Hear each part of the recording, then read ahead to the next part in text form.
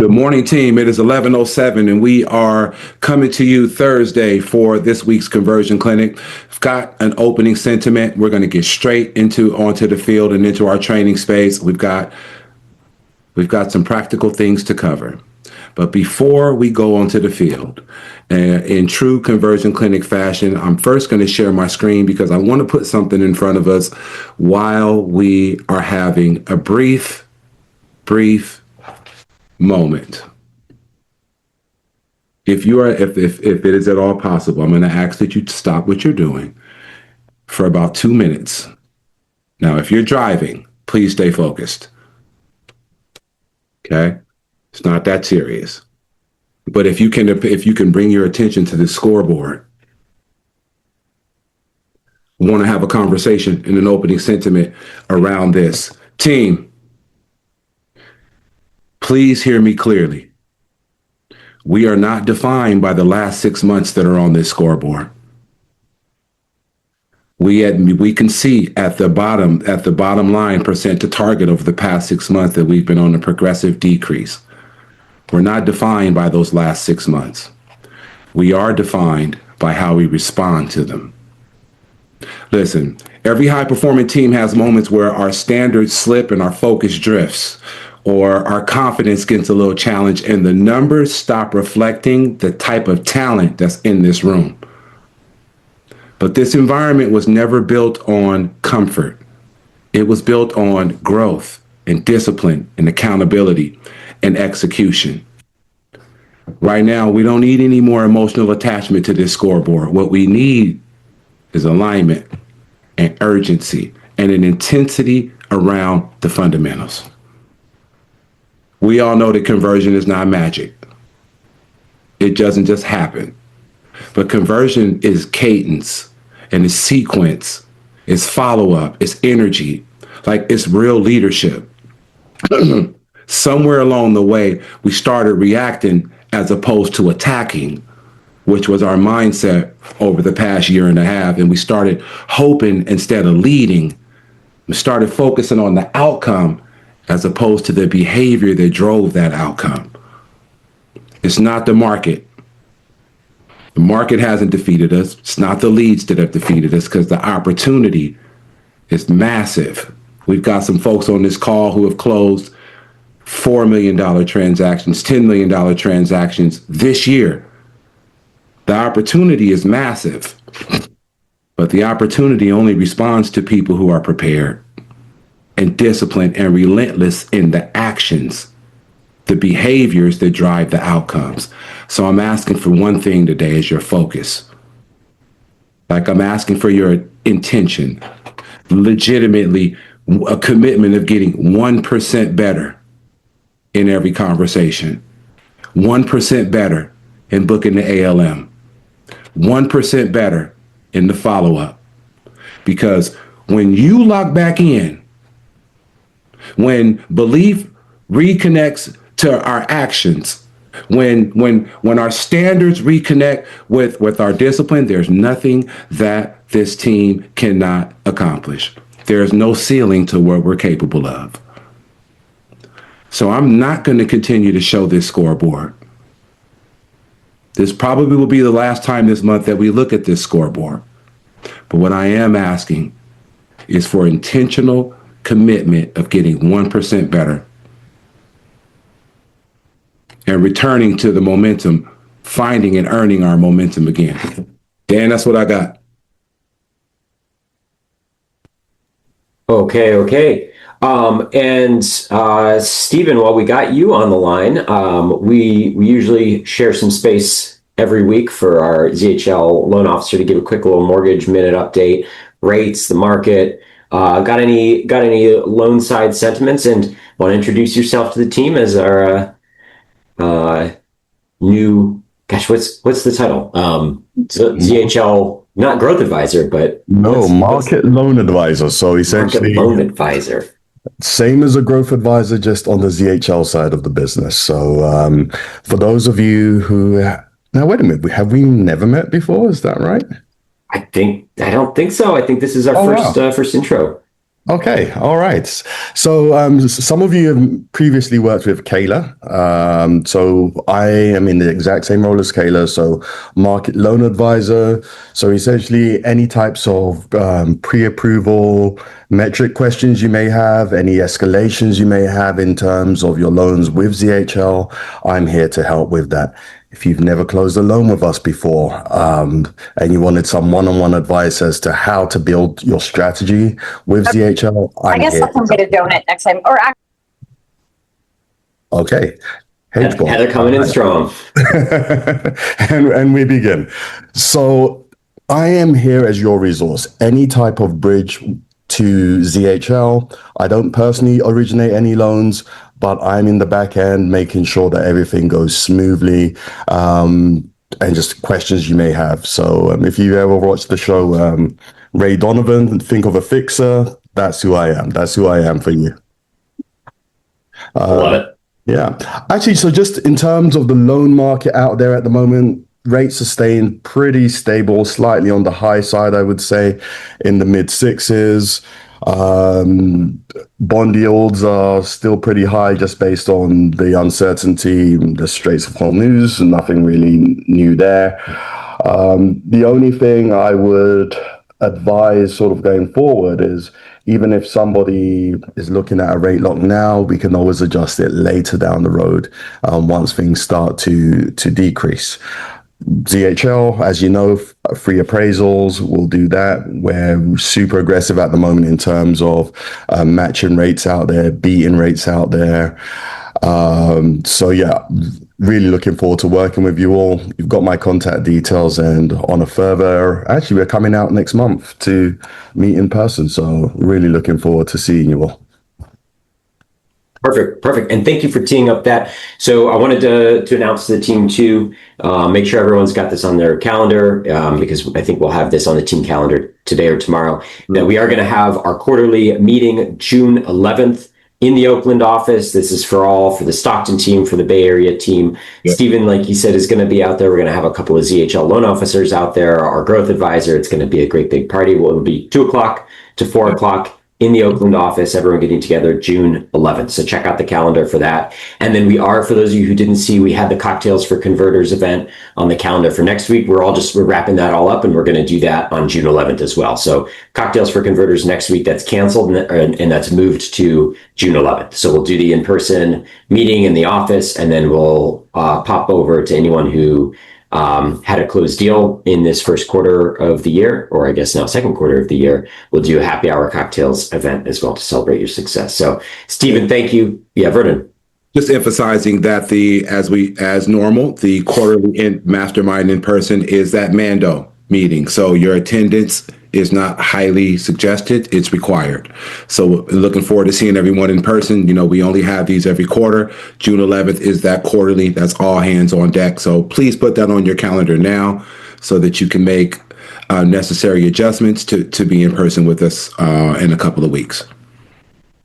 Perfect. Aaron, what do you got? I just had a quick question for Stephen. It sounded like he said for a moment that you could renegotiate the rate. So if we had a client with ZHL that locked their loan at the beginning of the process, like we advised them to do, but like 2 weeks into, let's say, a 30-day escrow, the rates dropped. The Straits of Hormuz opened up, rates dropped. Could they renegotiate the rate or relock the rate at that point, or are we stuck? I thought I heard that when you were talking. Yeah, great question, Aaron. So there is the opportunity, a one-time opportunity to do a float there. So sort of just time it as close to, not too close to closing, so it changes things, but you do have an opportunity. So generally speaking, like if we do, let's say, a 21-day close, like should we be like 5 days before the closing period? Before too we close. floated it down, if that was a case that happened? Yeah, it would be too close. So I would say you would want to keep it at least 7 business days out. 7 days, 7 business days. But there is that opportunity. So when we encourage them to lock the loan, they're not just stuck there if the market gets substantially better. And is there a threshold for that? Is it like, does it have to be a half a point better? Does it have to be a point better? Or if it's like a quarter point better, can they do it? Great question. And I don't want to mislead you on that. So let me get back to you on what that that minimum parameter is. But, if it was really like a quarter point, it may not even really make too much sense, just depending on size of loan and yeah. So Okay. but I can clarify that for you. I appreciate it. Thank you. Okay. Love it. Great question. Great question. Thank you for that clarification. Stephen, happy to have you on the team. So again, just to reiterate for everyone, if you have questions, higher level questions about ZHL, if you got feedback on the program, if you just kind of want to generally learn about it, figure out which loan officer to get intro to, Stephen is our new point person. I'll share his details in the Slack channel as well, but you should already have that. I post the weekly ZHL update, Stephen, that you share in our team Slack channel, and that'll have your information in there as well. So thank you. Welcome. Thank you, Stephen. Appreciate you as always. Thank you. Okay. See you next time. Or did you want me to stay on? Totally up to you. Up to you. Want to stay as a fly on the wall? You're always welcome. You got other things to do? We won't feel any type of way. We're diving into script role play, so you'll get called on. No, I'll be a fly on the wall go. for today. Yeah. All right. So, team, what we're going to get into for the rest of the day today, we're going to continue on the theme that we had last week of doing breakout rooms, doing some script role play. Last week, we really focused on strictly the ALM part of the call. We're going to circle back to that a little bit today, but we're going to add a little sprinkle of flavor there, and that is having a conversation about getting the BRBC signed or just a single property 24-hour touring agreement for that first initial showing, right? So we know that when we have a customer that we go out to meet for the first time, as part of that process, as part of that flow, we still, by California rules, have to get them to sign a touring agreement specifying commission amount, specifying agency relationship in order to actually open that door for them. So show of hands, for those of you who are on screen, if you're not on screen and just got your picture on there, you can use the hand emoji. How many of you feel like you've got that process locked down? Like you're able to get that signed 80, 90% of the time? Heather, I see that. I see your hand on there. Aaron, I see you on there. Vernon, I see you on there. Who else? Brianna. All right, we got some people. Christine. All right. Jeff is on here. Anyone feel like they've got some room for improvement? Anyone like, I want to work on my scripting. I feel like I am not 100% sure on how to work through this. I hope I see some hands on there because that's what we're doing all day today. All right. We can always improve. We can always improve, right? We can always improve. If you're getting it signed 50% of the time, you can move it to 60%. Okay, so what we'll do first is I want to open it up to especially those of you who feel like you got your game locked down on how you present this to your buyers. What does that flow look like? What does the language sound like? How are you presenting it to your customers? Like, how are you describing it to them? And at what point in the process are you doing it? There's not hard guidelines on exactly when this should be. It's not like ALM where it's like, ALMB where you're doing the BRBC at the end of the call conversation. Some people do it on the initial calls. Some people do it as a follow-up. Some people do it at the actual property tour when they go and they meet them in person for the first time. So opening it up to the group here. Aaron, thank you for raising your hand. Why don't you start us off? Tell us about your process and flow for this. For the Zillow ones, I just go in there with the EXP form. So the car one looks like too legal, like it's like you're getting them locked in stone. But the EXP one at the top says it's non-exclusive.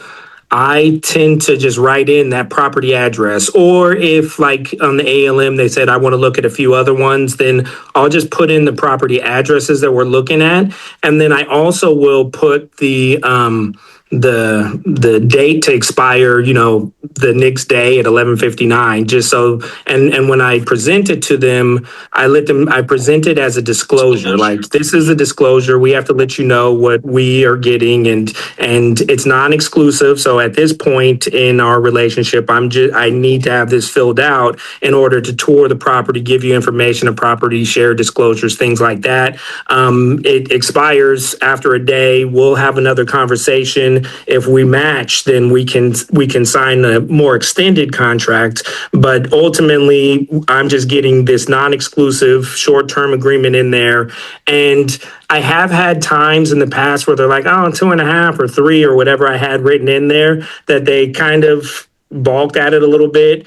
And Glenn Riggs one time had a thing where he just went in with a blank one. And so I felt that also kind of works. Like, okay, well, at the end of the day, I let them know that it's all open to negotiation, right? And if you write a half a point in there, I don't have to help you past this point. Like, it'll be the end of it, but it's ultimately a disclosure. So you understand what our responsibilities are to you and what the incentive or the commission is for that. And usually, I mean, especially because its time frame is short, it's non-exclusive, it's for the specific property we're looking at. They don't feel like they're locked into anything. And so they typically will sign it there, and then later on, after we do like the buyer consultation or whatever, that's when they're more open to getting a DocuSign. Because I've noticed that they never sign my DocuSign. Like when I send a DocuSign ahead of the thing, they just never open the email and acknowledged it. But after the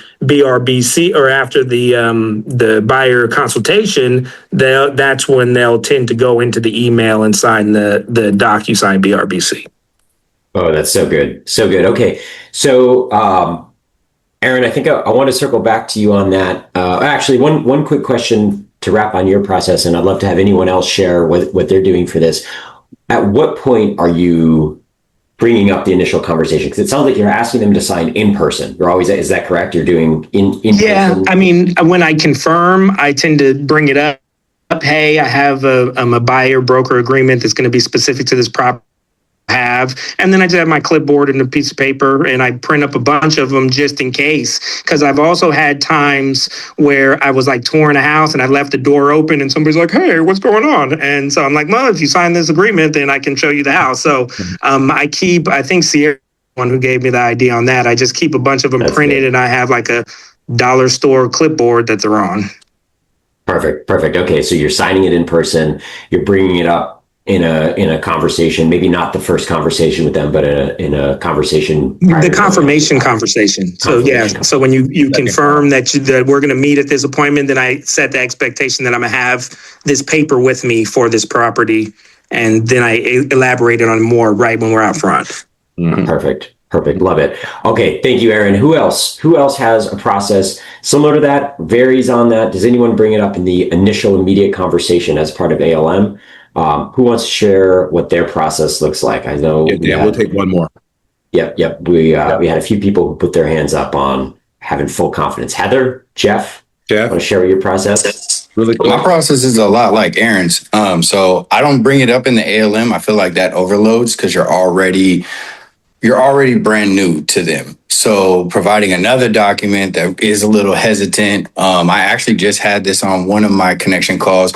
We didn't end up going, but like that was my flow. So if you ever wanted to go back to a call, I can give you guys the name, but that's my exact flow. And sometimes you got to get stern. Sometimes you got to say a little more like, you got to say it with confidence is really what I've learned. But it usually is that secondary call. Once I get it confirmed and everything like that, it just allows me, and this is how my tone changed, just allows me to unlock my resources, no pun intended, right? I like to add little jabs in there to make it funny and things like that. But I also write on there, just like Aaron, and I tell them, hey, we both need to see if we work well together. So this isn't going to be a long something that I'm going to keep you locked in for. We both need to see if this works. I need to earn your trust, and we both need to see if this works for us. And then also in the other remarks, that's why I do like using the car one, but keeping it short is I write in there, we will request the seller to cover compensation. So they at least see that. And then I give the disclosure about, this doesn't mean that it will be, but at least what we'll do is we will go and leading in with that. Closed mouths don't get fed. I've gone through many transactions. This is how it's been done for the past 2 years. I haven't had a problem yet, but just giving them that confidence and speaking with a solid tone. Don't waver. Is what I've really learned is as long as you don't waver, you'll have that confidence with them. So good. Jeff, I heard something in there that I've never done before, never seen before. And that's, you said you use the other remarks and write in there compensation to be paid by seller. Yeah. So every single BRBC I've had, every single one since it has always had, like now my BRBC is literally a template. And all I do is change the names. I don't change and I change the dates, but my template is exclusive. I'll keep it at a certain date range. We will request seller to cover compensation. I've never had a problem with EXP. EXP have read all of my BRBCs. That's never been a problem, but it's because I also let them know this doesn't mean that that's the way it's going to go, but we will request it. So they see it up front. That's great. That's great, Jeff. Thank you. Brandon, any thoughts or contributions on this before we? Yeah, I think to Jeff's point, I love the private remark edition, and so we all know what NAR technically has done, but in application in the business world, nothing has changed. For however many years, the seller's been paying the compensation for both buyer and seller agent, and that still exists in application in the market. Nothing has changed. Languaging has changed to a point, but the application in the field, the seller still pays the compensation for both buyers and sellers agent, right? And so stating that, I think is critical. Going for the single property in two conversations. Everyone has their own flow.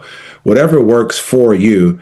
I think the disclosure language or the authorization language, is a lot more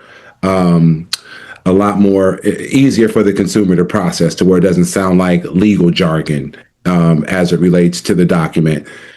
But whatever the process is, first call, second call, sticking to the fundamentals and the basics of what the disclosure or authorization allows one to do for a set period of time with that private remark. Jeff, I'd be interested to know what your success rate has been since you've input that statement in the public remarks or private remarks. What's been your success rate? If they've agreed to go touring with me, I have not yet had someone not sign a BRBC. The only way that I've had someone not is either if they're working with someone. I've even had it where I was out in front and I had to have a 40-minute conversation with the brother just to get him to sign. But at the end of the day, I showed him that fine print of just like, hey, look, we're going to ask the seller to cover the compensation, and this isn't a long period of time. So personally, as long as we have that conversation of we're going to go out on tour and they're serious, I haven't had a problem. I've been almost like 100%. I love that. Thank you for your contribution, and I love that strategy and technique. Hey, Gary, I saw your hand go up, then it went back down. What's your contribution, brother? Man, I just want to add to what Jeff said. I think it kind of saves us, but we have to bring this conversation up, I think, before we go see him in person. I've seen different agents. Like I'm very new to this Zillow thing, right? But I've been watching people and how they do things, and some people do it like we're saying, and some people would rather like meet on the first date and try to figure that out that moment. And like sometimes that don't work out. Right.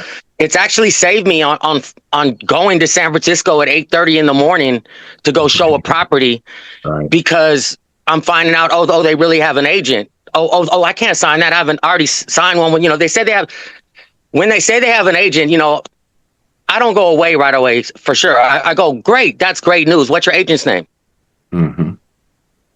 I'm just fast. And if they don't have a name right away, I still don't want to see this person now because they're already lying to me, right? So I'm like, well, I said, well, look, you have to sign this. If you're willing to sign it, I really can't go and open the door. I apologize. Or I explain everything we do.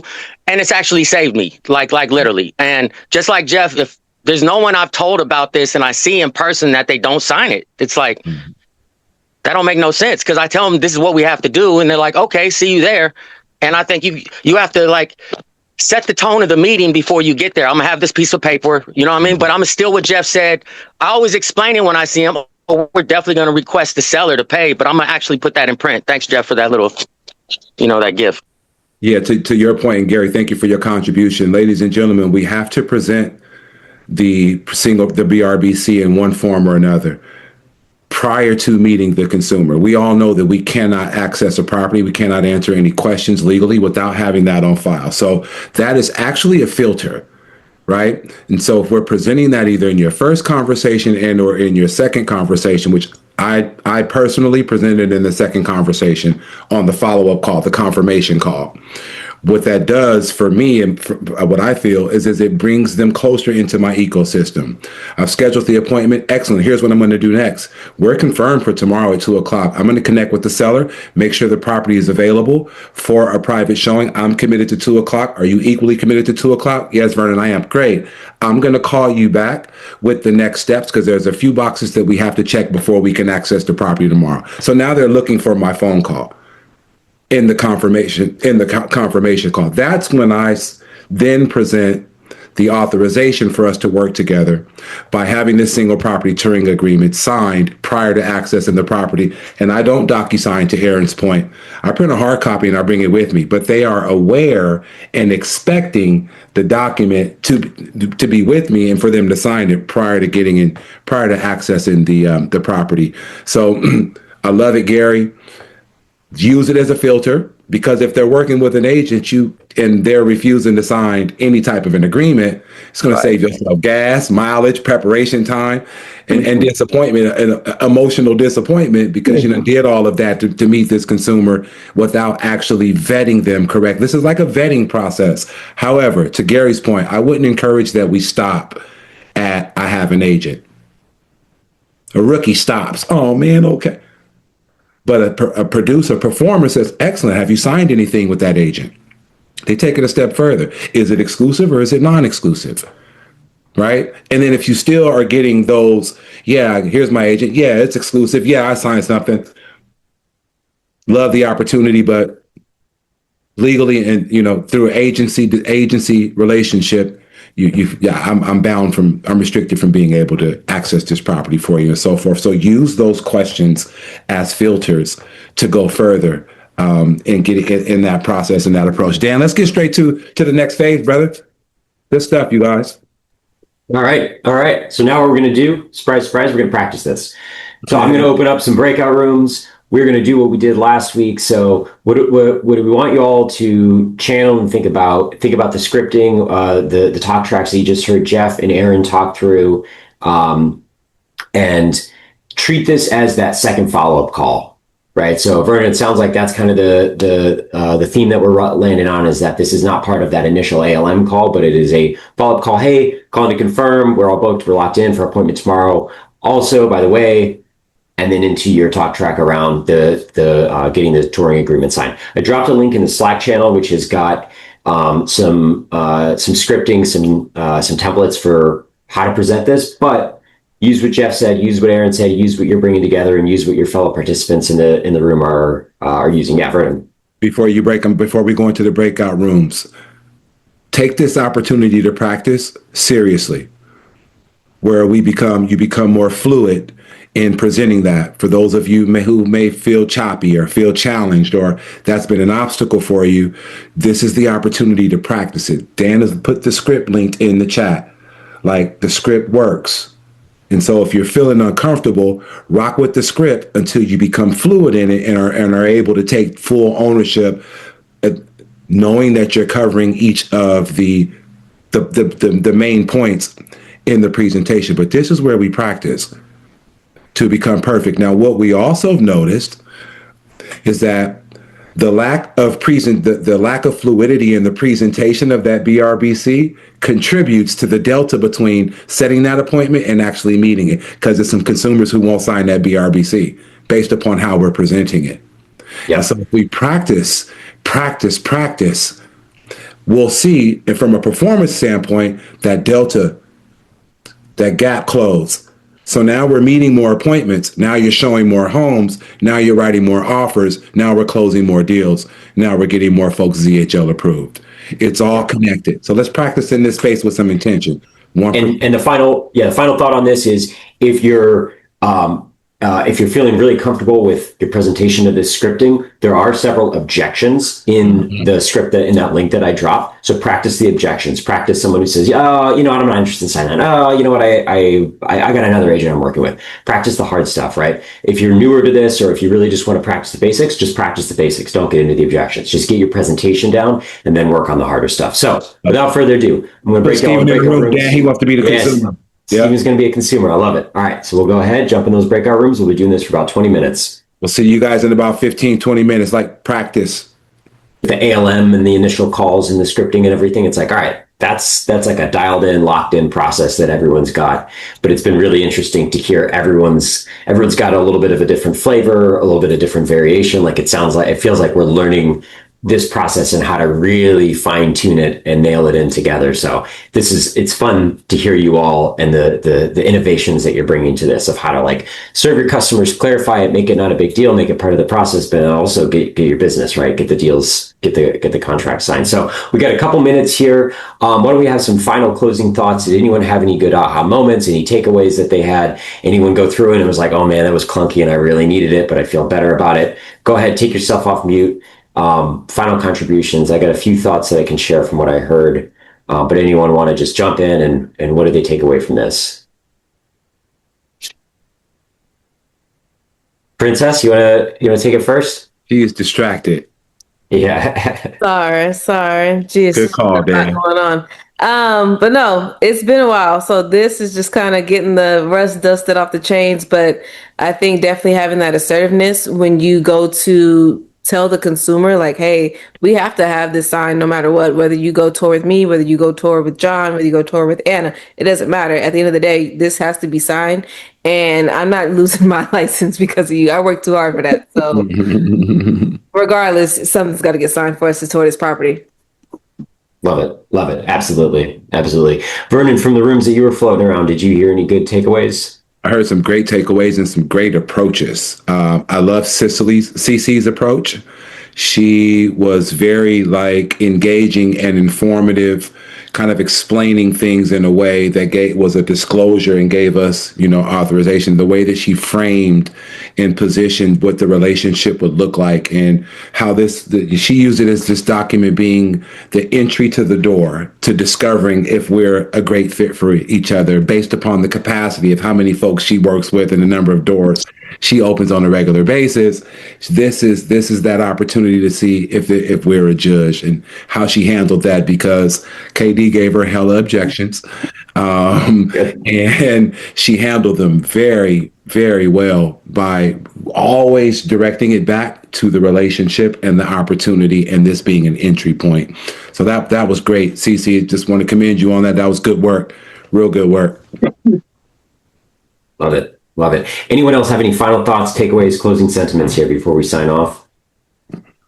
Yeah, I just want to add, I know I'm fairly new to the Zillow team, but when you frame it with the tone, like it's just part of the process, I think people buy into a little more than framing it like it's a legal part of the process. I think at the end, if we have to get to that part of the conversation, maybe, but I think it's just a normal part of the process. And if they're new to the buying process, we figured out this information in ALM. So a lot about this person, hopefully by the time you bring this up. So, you can't approach everyone the same. It's the same game, different players. So plays got to play sometimes.